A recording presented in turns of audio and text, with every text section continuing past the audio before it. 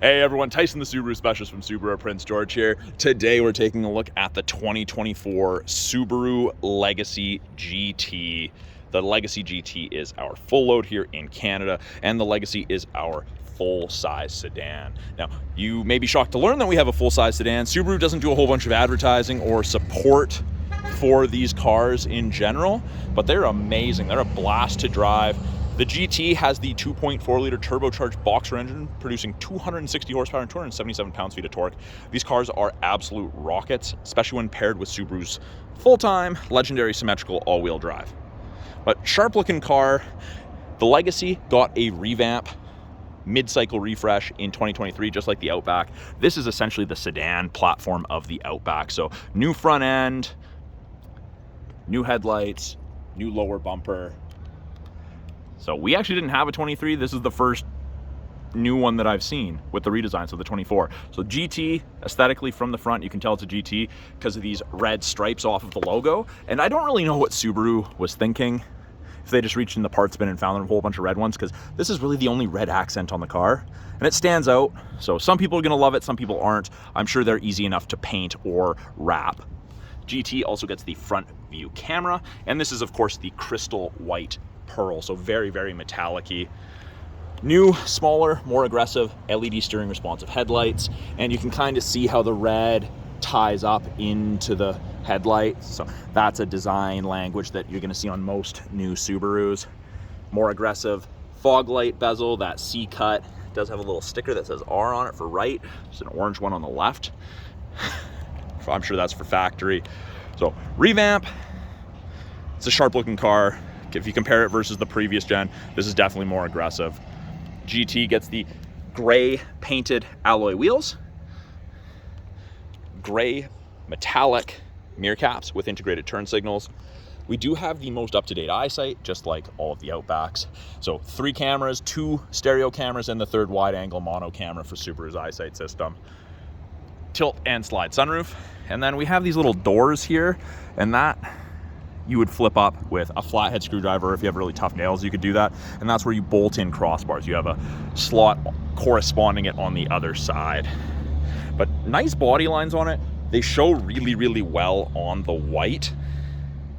Fuel door on the passenger side, just like all Subarus, it's tied to the driver door being locked or unlocked. So if it's unlocked, it's open. When it's locked, there'll be a little pin that'll shoot out there, and I'm actually just gonna click lock on the key fob. And you can see the pins there, and it locks into that little hole there, locking it. Unlocked, locked. Easy to use. Rear end, new, slightly different taillights versus the previous gen. We do have integrated backup sensors in the rear bumper, and they will actually apply the brakes if it thinks you're gonna hit anything in reverse between speeds of 1 and 15 kilometers an hour. Terrifying when it works, but super, super handy for parking lots. Dual tip exhaust. Now to access the trunk, I can press the 3rd button down here on the key fob. I can do it from the driver's seat, or right underneath these 2 stars, there's a little rubber switch. I say right under, it's just slightly to the right, technically in the middle there. Backup camera.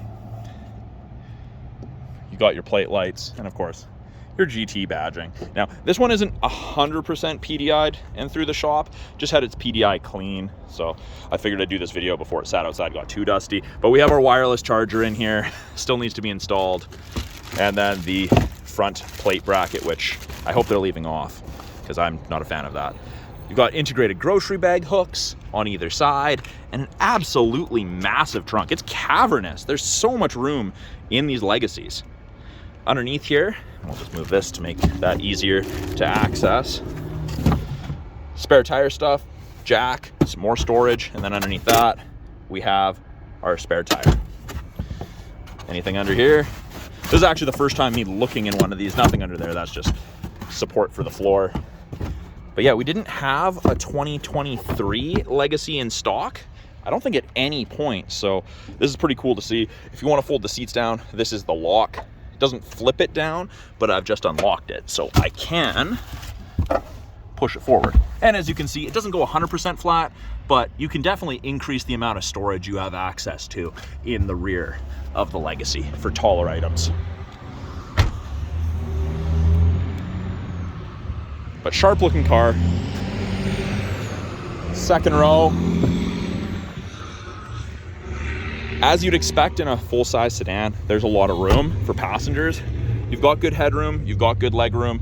GT is your full load, so you've got your leather, you've got this silver contrast stitching. It is perforated leather, very, very comfortable. Fold down armrest with 2 cup holders in the event there's only 1 or 2 passengers in the rear. We do have map back pockets on the backs of both front seats, and they've divided them into 3 sections. The outer 2 seats are heated, high and low, for both the rear driver and rear passengers. Person in the middle, unfortunately, in addition to having to sit in the middle, doesn't get a heated seat. But this seat is not that traditional super hard middle seat that you would expect. It's a lot softer. This is a little bit more firm than the back here, but if you're stuck in the middle, it's not the end of the world. Also have 2 USB ports, USB A and C for charging. Vents, you can turn it off if you don't want that extra airflow. You do have vents underneath each front seat facing rearward, but that essentially doubles the airflow to the rear, which is nice. Handle with, I guess, coat hook or hanger.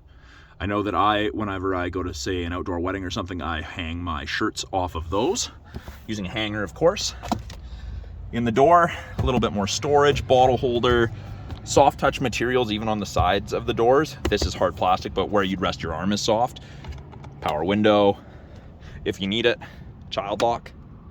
And then if you have something on the roof, you put a roof box or something on it, you're using it as a ski carrier, Subaru has turned this into a grippy plastic. So that's why it's textured here. I get asked that all the time. It's textured because they want you to be able to stand there with confidence, because not everyone can easily reach up top. Some people are vertically challenged.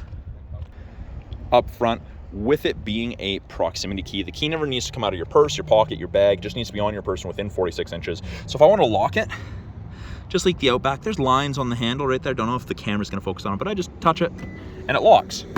And when it locks on the GT, the mirrors fold in. So the GT, in case you haven't picked it up, this is comparable to the Premier XT on the Outback. Now, when I click unlock, which is the Subaru logo, the mirrors fold out.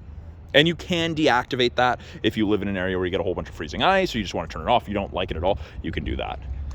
So to lock it, touch, wait a second, put your hand in the handle, and it unlocks. Proximity key's great. Up front, driver door card looks very, very similar to that of the rear passenger or rear doors. Soft touch, soft touch. You've got your window lock, you've got your power windows, your power mirror adjustment. If you want to fold the mirrors in when the car is running, you just press that, or actually even when it's not, they've changed that luckily. So you can do that. And then we do have 2 position memory settings for your power driver seat, which I'll get into here. Power driver seat, including lumbar, all your controls are down there. We have a thigh extender, which is something you see in the Outbacks and higher end Ascents.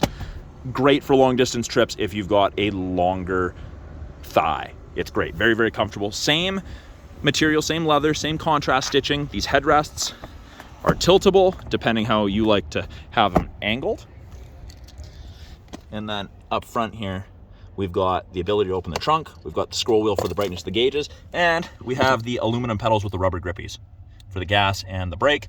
This is just a footrest, and they kept that plastic. So here we are on the inside of the Legacy. That new steering wheel, same styling that you find in the Ascent and the Outback. Left-hand side, we have our Bluetooth and audio controls. You can make and take calls, control the volume of the calls and the music. It's got the new volume button, nice tactile feel. Don't know if you can hear that click. Satisfying to me. You can issue voice commands. You can access Siri if you're using Apple CarPlay. This toggle, instead of being volume, changes our small center display. Gives us different information depending what we want. And it goes in the opposite direction. It just goes in a big loop. So if you miss what you're meaning to go for, you can get back there easily. Source, you can switch from AM to FM to satellite, etc. And this one even has a CD player. I will show you that in a minute here. Switch between your presets. Right-hand side, and now the adaptive cruise and the lane centering, those use the 2 color stereo eyesight cameras and the 3rd wide angle mono camera, the eyesight, from as I guess it's tools. So when you turn on the cruise, you get an image of the Legacy there, and you'll notice that there's 4 bars ahead of it. That is the follow distance behind the vehicle ahead of you that you'll follow at if you catch up while using cruise control. So 4 bars at 100 kilometers an hour is roughly 150 to 180 feet. I can follow closer by pressing on this down arrow, and it decreases the bars. Now, something that I don't often show in all my videos, if you don't like adaptive cruise, you just want traditional cruise, you've got cruise on, it's not set, press and hold, and the icon changes to regular cruise. There's no longer a distance bar. Same thing to change it back, press and hold down. You can do it with the up arrow too. I just happen to default to pressing down. Then we have lane centering. So when I turn that on, you get the image of the steering wheel with hands on it. So these cameras are always looking for road lines above 60 kilometers an hour. If it can see a road line, it'll change those gray bars, whichever side it can see, to white. And if it can see that, it'll help give you gentle steering input, keep you in the middle of your lane, helps you through corners. This is not hands-free driving. So we're not Tesla, we're not there yet. So keep your hands on the wheel, but this is a great tool to reduce fatigue after a long day of driving. It's phenomenal. Now, we have intelligent and sport sharp drive modes. So intelligence, what it defaults to for every day. Sport sharp, much more aggressive. You accelerate faster. You're going to go faster sooner. And you can see I for intelligent down next to the P for park. Sport sharp. Heated steering wheel. Now, it is a whole heated steering wheel, except there's a little dead spot down here. But yes, everywhere heats here. And this is the nice upgraded leather steering wheel. Kind of velvety feeling. It's hard to describe. If you have the chance to try it out, I do recommend it. It is great. Feels good in the hands. Our blind spot detection is off of our side mirrors. There's little black screen on either side, and I'm going to turn the system off and then back on so it shows what it looks like. So I've just turned it off. That's what it looks like on the corresponding side when someone's in your blind spot. Does not eliminate shoulder checking, but it is a great aid. On the back of the steering wheel, we have our paddles, upshift and downshift if you want to manually select your own gears. We have our momentary safety switch. The headlights default to auto. Fog light switches right there. I get asked about these icons all the time. These just indicate turn signals, how to turn on your high beams. Easy stuff. Wipers are on the right. Pull and hold towards yourself for fluid. And then we've got our intermittent speed. Down 1 is intermittent. Down 2 is constant slow. Down all the way is fast. And then off, tap up, and it just does a miss setting.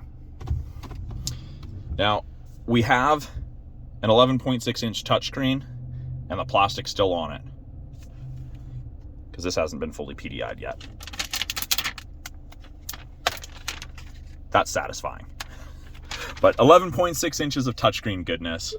Easy to use, easy to navigate through. They've broken into 3 portions. Top portion, we've got what we're listening to, and there's 4 different screens. What we're listening to, navigation, destination. So if I set something in the map and I go to the radio, it'll tell me up here, turn right 200 meters.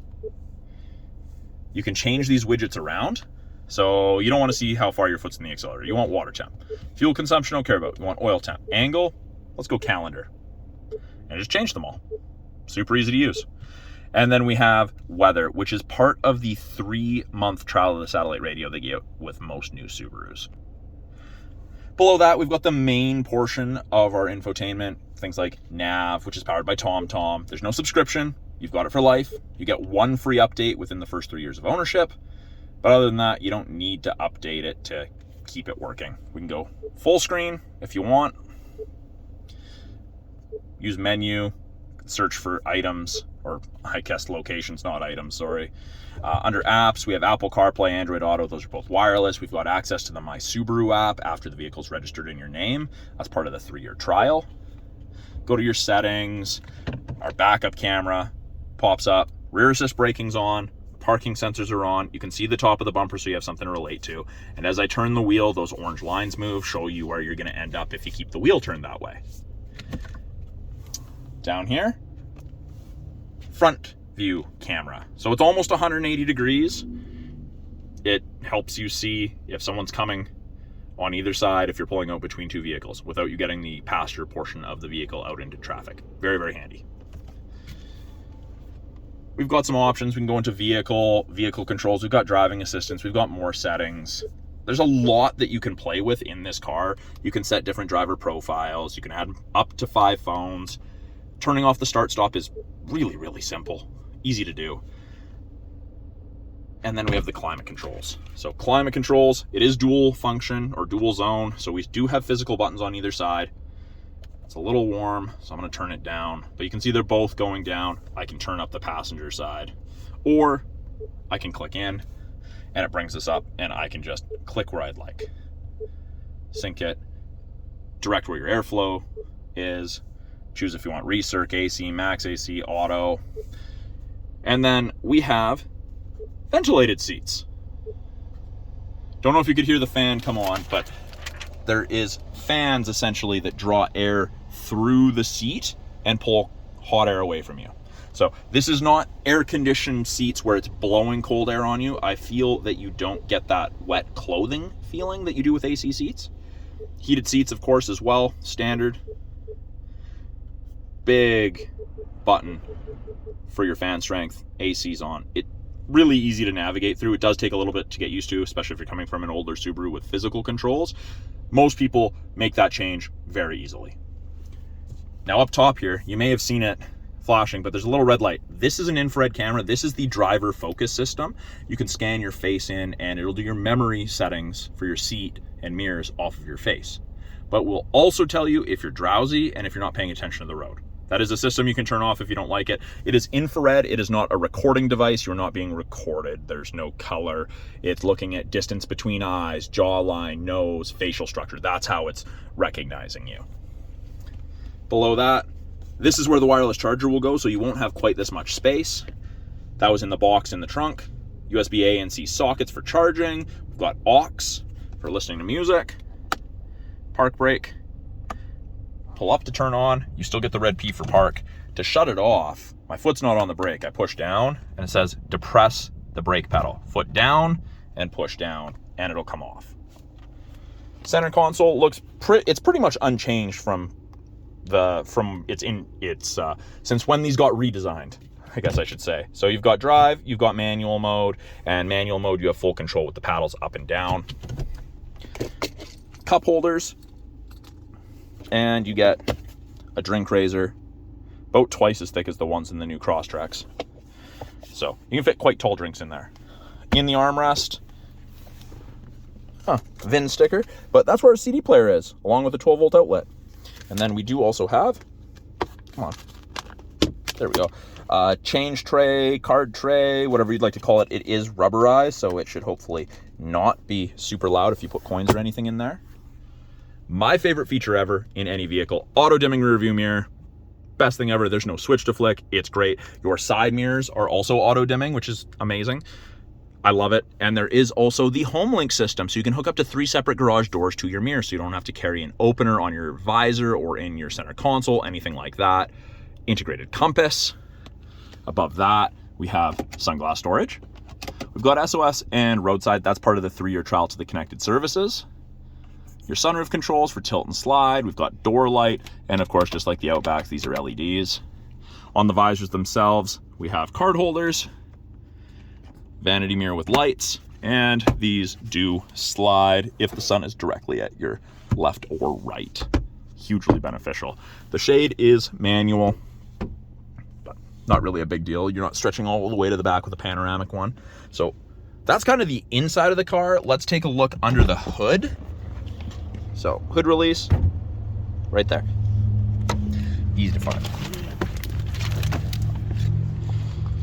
Leave the plastic inside for now. But just like every Subaru, modern Subaru I should say, go in, hand facing to the right-hand side of the logo, facing down, move from right to left, and lift. And it's that lever right there. So pretty standard 2.4 liter turbocharged boxer engine. Looks pretty much the same as every other 2.4 in our lineup. Everything in yellow is what the average consumer is going to touch.